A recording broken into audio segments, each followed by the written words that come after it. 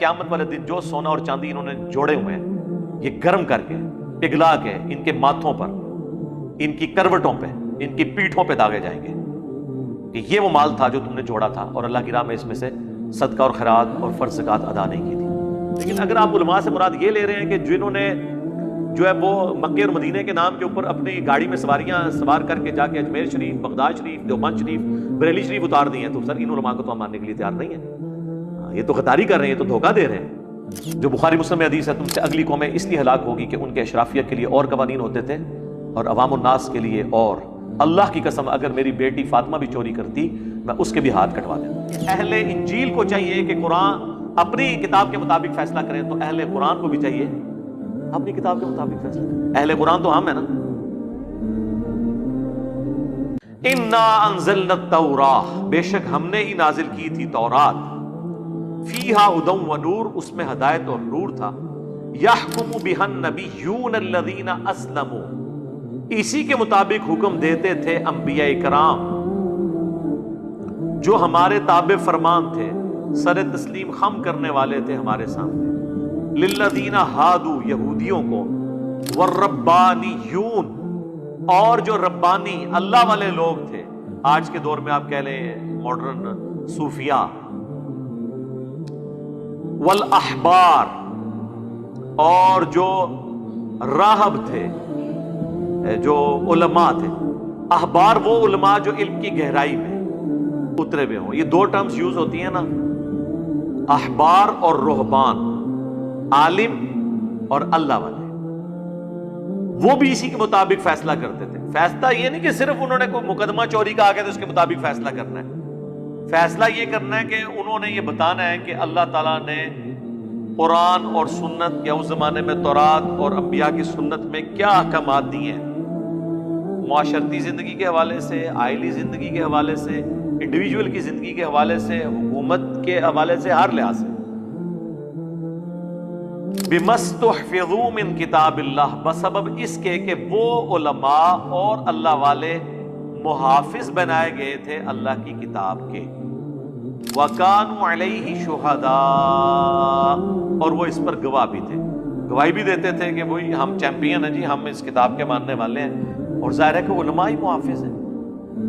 جامعہ ترمذی میں حدیث موجود ہے کہ علماء انبیاء کے وارث ہیں، اور تعلیقاً یہ سیدنا امام بخاری نے بھی صحیح بخاری میں یہ روایت لی ہے ایک گولڈن کوٹ کے طور پر کہ علماء جو ہیں یہ انبیاء کے وارث ہوتے ہیں، کیونکہ انبیاء کی وراثت علم ہوتا ہے، دولت نہیں۔ تو وہ احبار اور رہبان کتاب اللہ کے محافظ تھے۔ سورہ توبہ میں آگے چل کے آئے گا، کیوں نہیں روکا ان کو ان کے احبار اور رہبان، ان کے صوفیاء اور علماء نے حرام خوریوں سے۔ پھر سورہ توبہ میں اللہ نے بتا دیا، اس لیے نہیں روکا کہ وہ خود حرام خور ہیں، ہاں جی، کہ اکثر احبار اور رہبان لوگوں کا مال ناحق طریقے سے ہڑپ کرتے ہیں۔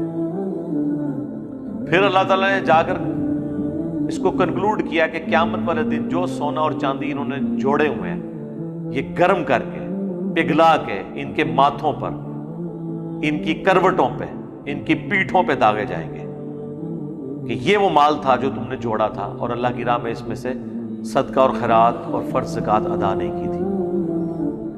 تو اللہ تعالیٰ مارا کہ یہ احبار اور رہبان محافظ ہیں، تو اس لیے علماء کا درجہ واقعی بہت ہے۔ مطلب میں آپ ویسے مجھ سے اگر اس طرح کی بات سن کے آپ لوگ حیران ہو رہے ہوں گے کہ یار تو علماء کو رگڑا لگایا ہوتا ہے، ان علماء سے تو ہمارا کوئی اختلاف ہی نہیں ہے۔ وہ ان علماء کو کہاں سے رگڑا لگایا، ان کو تو ہم نے احترام سے ان کی کتابیں یہاں پہ رکھی۔ آج امام بخاری، امام مسلم دنیا میں آ جائیں تو سب سے پہلے میں ان کی جوتیاں پکڑ کے تو ان کے پیچھے پیچھے ہاتھ باندھ کے چلوں گا۔ لیکن اگر آپ علماء سے مراد یہ لے رہے ہیں کہ جنہوں نے جو ہے وہ مکے اور مدینے کے نام کے اوپر اپنی گاڑی میں سواریاں سوار کر کے جا کے اجمیر شریف، بغداد شریف، دیوبند شریف، بریلی شریف اتار دی ہیں، تو سر ان علماء کو تو ہم ماننے کے لیے تیار نہیں ہیں۔ یہ تو غداری کر رہے ہیں، یہ تو دھوکہ دے رہے ہیں، یہ تو پیغمبر کے نام کے اوپر ان کے ماننے والوں کو دھوکہ دے رہے ہیں، تو منافقت کر رہے ہیں۔ یہ کہاں سے وہ علماء ہیں؟ علماء وہ ہوں گے واقعی جو کھڑے ہو جائیں گے پیغمبر کے لیے۔ اور دیکھیں بنیاد وہی ہے کہ ربانی اور علماء کتاب اللہ کے محافظ بنائے گئے تھے۔ اور ہمارے جو ربانی اور احبار ہیں صوفیاء اور علماء یہ کہتے ہیں جی قرآن ڈائریکٹ نہیں پڑھنا گمراہ ہو جاؤ گے. کوئی کی قائد کئی مطلب ہوتے ہیں, تو ایک ہی مطلب دس دے, کئی تینوں بھی نہیں پتا. وہ حدیثاں دا پتہ نہیں کنیاں کتاباں ہوندیاں نے یار, یہ تو روند ڈالنے والی بات ہے. یہ تو اسی طریقے سے ہے کہ ایک بندہ کالج یا یونیورسٹی میں ایڈمیشن لینے جائے اور اس کو وہاں پہ ٹیچر اور پرنسپل یہ کہنا شروع کر دیں کہ آپ کو پتہ ہی نہیں ہے جناب کہ مینجمنٹ میں تو کتنی برانچز ہوتی ہیں, پھر ہر برانچ کی کتنی سب برانچز ہوتی ہیں, پھر ایک سبجیکٹ کی کتنی کتابیں ہوتی ہیں. مطلب یہ آج تک کسی کالج یونیورسٹی والے نے کیا ہے؟ پھر تو کوئی داخلہ ہی نہیں لوے گا. وہ کہیں گے ہاں جی بھائی ہوتی ہیں لیکن یہ کورس ہے, یہ دیکھیں آپ نے یہ دیکھنا ہے, یہ دیکھ لیں, یہ دیکھ لیں, اس میں جو پڑھنا پڑھ لیں.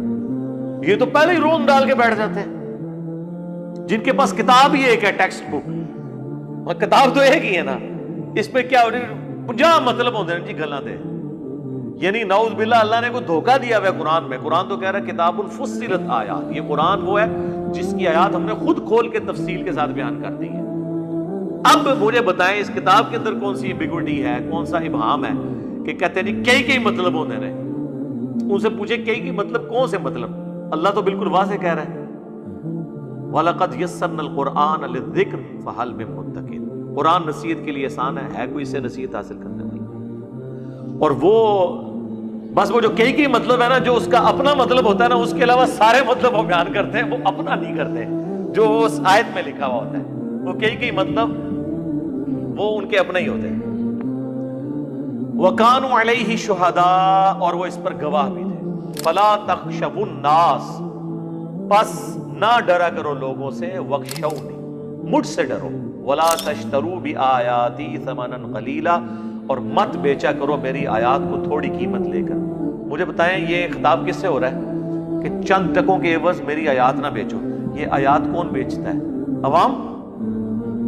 فتوے جو لیتے ہیں پیسے دے کے, عوام سے تو کسی نے نہیں. کوئی ہاکی کا پلیئر, کرکٹ کا پلیئر تو پیسے لے کے فتوا نہیں دے گا, نہ اس کا فتوا کسی نے ماننا ہے. ایون ہمارے پاس لوگ نکاح طلاق کے فتووں کے لیے آتے ہیں, علماء کے پاس بھیجتے ہیں کہ بھائی ہم تو اتھرائز ہی نہیں ہے فتوا دینے کے. ہاں مسئلہ بتائیں گے, فتوا نہیں دیں گے. چونکہ نکاح طلاق کا ایشو ریٹن میں ہوتا ہے, اس کے لیے پھر آپ کو ریٹن میں فتوے لینے ہوں گے. یہ وہ مسئلے نہیں ہے جیسے نماز, روزہ, حج, زکات, وہ تو آپ کسی زبانی بھی سن کے اس پہ کاؤنٹر ویریفائی کریں گے. لیکن یہ ایک ڈاکومنٹڈ چیز ہے. ظاہر ہے گورنمنٹ میں, جوڈیشری میں چیزیں چیلنج ہوتی ہیں, لہذا ریٹن میں ریکارڈ آنا چاہیے. نکاح نامہ بھی تو ریٹن میں ہوتا ہے. تو اللہ تعالیٰ ہمارا یہ آیات کو مت بیچو, اس سے مراد علماء ہیں جو بیچتے ہیں اللہ کی آیات کو, اپنی یعنی دنیا کمانے کی خاطر مرضی کے فتوے لوگوں کو دیتے ہیں. جو بخاری مسلم میں حدیث ہے, تم سے اگلی قومیں اس لیے ہلاک ہوگی کہ ان کے اشرافیہ کے لیے اور قوانین ہوتے تھے اور عوام الناس کے لیے اور. اللہ کی قسم اگر میری بیٹی فاطمہ بھی چوری کرتی میں اس کے بھی ہاتھ کٹوا دیتا. یہ جب سفارش کروائی گئی ایک اعلیٰ خاندان کی عورت فاطمہ جس نے چوری کی تھی, اسامہ ابن زید کے ذریعے, تو نبی علیہ السلام غصے میں آئے اور مسجد میں آپ نے خطبہ دیا ممبر لگا کے. اسپیشل آپ نے ایک سمجھ لیں کہ اجلاس بلا کے تو اس میں یہ سخت باتیں کی. وَمَن لَّمْ يَحْكُم بِمَا أَنزَلَ اللَّهُ, اور جو کوئی فیصلہ نہ کرے اس کے مطابق جو اللہ نے نازل کیا, فَأُولَٰئِكَ هُمُ الْكَافِرُونَ, تو ایسے لوگ کافر ہیں. تو یہ آپ دیکھ لیں, یہ انڈیویجول سے لے کر گورنمنٹ لیول تک سب جگہ ہے. یہ اس سے مراد صرف اسلامی سزائیں نہیں ہیں, وہ اس کا ایک جز نہیں ہے, اصل تو اپنے اوپر ہے. یہاں پہ لوگ آتے ہیں, اسلامی نظام بروشر تقسیم کر رہے ہیں, ہم انہیں کہتے ہیں میرے بھائی نماز آتی ہے آپ کو؟ نماز ذرا سنائیں, قرآن ترجمے سے پڑھا ہے؟ نہیں, وہ سلیبس لے کے چل رہے ہیں. آپ نے اپنے آپ کے اوپر اسلام کو نافذ نہیں کیا, آپ خود اسلام کو پریکٹس کرنے کے لیے شرمندگی محسوس کر رہے ہیں. آپ لوگوں کو کس اسلامی نظام کی طرف بلا رہے ہیں؟ اور میرا خیال ہے عمران خان صاحب کی حکومت نے تو لوگوں کے وہم نکال دیے. ہاں, کیونکہ وہ کہتے تھے جب اوپر ٹیم لیڈر صحیح ہو نا, نیچے سارے صحیح ہو جاتے ہیں. عمران خان صاحب نے پریکٹیکلی شہید ہو کے یہ ثابت کر دیا ہے, سیاسی شہید ہو کے, کہ اوپر صحیح آنے سے کچھ بھی صحیح نہیں ہوتا, خراب ضرور ہو جاتا ہے جب تک سسٹم جو ہے وہ ٹھیک نہ ہو. تو میرا خیال ہے پاکستانی قوم نے تو اس نظام اور خلافت کی جو تبدیلی ہے اس کا مزہ چکھ لیا. یہ باتیں ہم زبانی کرتے تھے, کسی کو یقین نہیں آتی تھی, آپ دیکھ لیں پریکٹیکلی سامنے آ چکی. وَكَتَبْنَا عَلَيْهِمْ, اور ہم نے اسی کتاب میں ان کی شریعت میں لکھ دیا تھا, فیہا, اس میں, أَنَّ النَّفْسَ بِالنَّفْسِ. یہ دیکھ لیں شریعہ کام ہے. کہ جان کے بدلے جان ہوگی، یعنی جس نے قتل کیا اس کے بدلے میں اسے قتل کیا جائے گا. ہاں ورثہ معاف کر دیں یا وہ دیت لے کے چھوڑ دیں وہ الگ معاملہ. والعین بالعین، آنکھ کے بدلے آنکھ، اگر کسی نے آنکھ نکالی اس کے بدلے میں اس کی آنکھ نکالی جائے گی. والانف بالانف، ناک کے بدلے ناک کاٹا جائے گا. والاذن بالاذن، اور کان کے بدلے کان کاٹا جائے گا. والسن بالسن، اور دانت کے بدلے دانت. یہ ظاہر ہے اس وقت فزیکل لڑائیوں میں ہوتا تھا، کسی کو مارا ہے آپ نے، اس کا دانت نکل گیا تو اس کے مقابلے میں اس کا دانت بھی نکالا جائے گا، الا یہ کہ وہ معاف کر دیں. ناک کٹ جاتا تھا لڑائیوں میں، کان کٹ جاتے تھے. ابھی بھی یہ آپ کے پی کے ذرا ہمارے پٹھان بھائیوں کو لڑتے ہوئے دیکھیں نا، وہ کان کاٹ لیتے ہیں دانت سے. ہاں منہ میں ہار ڈالیں گے، یوں ہی پکڑ کے چیر دیں گے. وہ پٹھانوں کو تو میں نے لڑتے ہوئے دیکھا ہے، وہ ایک دوسرے کو مارنے کے لیے لڑتے ہیں. ہماری تو لڑائی صرف مارنے کے لیے ہوتی ہے نا، صرف وہ قتل کرنے کے لیے لڑ رہے ہوتے ہیں. اس طرح لڑ رہے ہوتے ہیں کہ یا وہ خود مر جائیں گے یا اس کو مار دیں گے. اچھا خود بھی مرنے کے لیے تیار ہو جاتے ہیں، دلیر ہوتے ہیں نا. اسی لیے ایک بجلی کے بل کے اوپر 8-8 10-10 قتل ہو جاتے ہیں، ایک بجلی کے بل کے اوپر. مرد سارے قتل ہو گئے، عورتیں بیٹھی ہوئی ہیں، ان کر لو، ان بجلی کا بل جڑا جمع کرانا ان کون پیچھے کرائے گا. یہ تو آپ کو ویڈیوز میں ریکارڈڈ موجود ہے چیزیں. تو یہ اس زمانے میں چیزیں ہوا کرتی تھی، کان کے بدلے کان، یہ یعنی اس طرح کے معاملات ہوتے تھے، ابھی بھی ہو جاتے ہیں. والجروح قصاص، اور زخموں کے لیے اسی قسم کا قصاص. یہ اب جنرل بات ہو گئی ہے کہ اگر کسی کی پنڈلی کی ہڈی کسی نے توڑ دی ہے، اس کے بدلے اس کی بھی ہڈی ٹوٹے گی. ہر طرح کا جو زخم دیا جائے گا نا، اس کے بدلے میں بدلہ لیا جا سکتا ہے، لیکن خود نہیں لینا، جوڈیشری کے تھرو ہے، عدالت کے تھرو. فمن تصدق به، اور جو کوئی معاف کر دے، فہو کفارۃ اللہ، تو وہ اس کا کفارہ بن جائے گی. یعنی اللہ تعالیٰ کہہ رہا ہے کہ اس کو سزا پھر دینا ضروری نہیں ہے، اگر وہ معافی کر رہا ہے نا تو وہ معافی ہی کفارہ ہے، سزا کے ایکویلنٹ. اور پھر سورہ شورا میں تو آیا جو معافی کرتا ہے وہ اللہ کے حضور اس کا اجر پکا ہو جائے گا، اللہ تعالیٰ اسے پھر اس کا بدلہ دے گا. یہ نہیں ہے کہ وہ زبانی کلامی معافی ہو رہی ہے، اس کے اگینسٹ بہت اجر ملے گا ایسے شخص کو قیامت کے دن.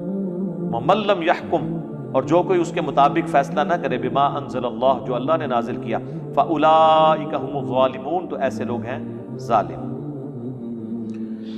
وَقَفَّيْنَا عَلَىٰ آثَارِهِمْ، اور انہی آثار کے اوپر ہم نے پیچھے سے بھیجا عیسیٰ ابن مریم کو بھی. عیسیٰ ابن مریم یعنی جو بنی اسرائیل چلتے آ رہے تھے، اینڈ پہ بنی اسرائیل کے آخری پیغمبر ہیں حضرت عیسیٰ ابن مریم. اس کے بعد بنی اسرائیل میں کوئی پیغمبر نہیں آیا. صحیح بخاری میں حدیث ہے نا کہ تمام انبیاء آپس میں بھائی ہیں، اور میں عیسیٰ ابن مریم کے سب سے زیادہ قریب ہوں، کیونکہ میرے اور عیسیٰ کے درمیان کوئی پیغمبر نہیں ہے. لیکن اس میں بھی آپ دیکھ لیں آلموسٹ کوئی 550 سال کا وقفہ ہے. عیسیٰ ابن مریم 33 عیسوی میں اٹھائے گئے، اور نبی الاسلام 571 میں پیدا ہوئے، اور پھر 40 سال اور بیچ میں شامل کریں، اس وقت آپ کی پھر دعوت لانچ ہوئی. تو یہ آلموسٹ 550 سال کا فرق. یہ اس کو کہتے ہیں فترت کا پیریڈ جس میں کوئی پیغمبر نہیں آیا. تو بنی اسرائیل میں انبیاء کرام جو آئے تو اینڈ پہ اللہ تعالیٰ نے بھیجا اسی پر. وقفینا علی آثارہم بعیسی ابن مریم، عیسیٰ ابن مریم کو، مصدقا لما بین یدیہ من التوراۃ، جو تصدیق کرنے والے تھے اس کی جو کہ آلریڈی تورات موجود تھی یہودیوں کے پاس. تو حضرت عیسیٰ ابن مریم نسلاً خود یہودی تھے، بنی اسرائیل تھے، کیونکہ بنی اسرائیل تو غیر بنی اسرائیل کو پیغمبر نہیں مانتی تھی، اس لیے ہمارے نبی علیہ السلام کا بھی انہوں نے انکار کیا کہ یہ بنو اسماعیل میں سے ہے. ان کی تصدیق کرنے والے تھے، لیکن مسئلہ تھا وہ غلطیاں ان کی نکالتے تھے. کہتے ہیں نا جی ہمیشہ غلطیاں نکالنا. عیسیٰ ابن مریم کا مشن جو ہے نا اس پلیٹ فارم سے پورا ہو رہا ہے. یعنی وہ بیت المقدس میں کھڑے ہو کر علماء یہود کو، وہ ایران والوں نے ایک فلم بنائی ہے حضرت عیسیٰ ابن مریم کے اوپر، وہ ایک نشست میں آپ دیکھ سکتے ہیں 1.5-2 گھنٹے کی ہے. اس میں انہوں نے ان کو وہ جو بیت المقدس میں انہوں نے علماء یہود کو خطبے دیے ہیں اور جو علماء یہود نے ان کو رسپانس کیا ہے، وہ واقعی آپ کو اس زمانے میں انہوں نے پہنچایا ہے. بڑی زبردست اردو ڈبنگ کے ساتھ بھی آئی ہوئی ہے، انگلش میں بھی ہے وہ. اور وہ فلم انہوں نے اس لیے بنائی کہ چونکہ کرسچینٹی حضرت عیسیٰ علیہ السلام کا صلیب پہ چڑھ جانا اور یہ چیزیں پروپیگیٹ کر رہی تھی، تو ظاہر ہے کہ اب میڈیا وار میں ان کا مقابلہ کرنے کے لیے مسلمانوں کا جو ورژن ہے عیسیٰ ابن مریم کے بارے میں وہ بھی پیش کرنا تھا. وہ بڑے اچھے طریقے سے صرف انہوں نے وہ پورشن پیش کیا ہے. یعنی ان کا جوانی میں بس دعوت لانچ کرتے ہیں، دعوت لانچ کرنے سے لے کے آسمان پہ اٹھائے جانے تک وہ والا پورشن انہوں نے بہت زبردست فلمایا ہے.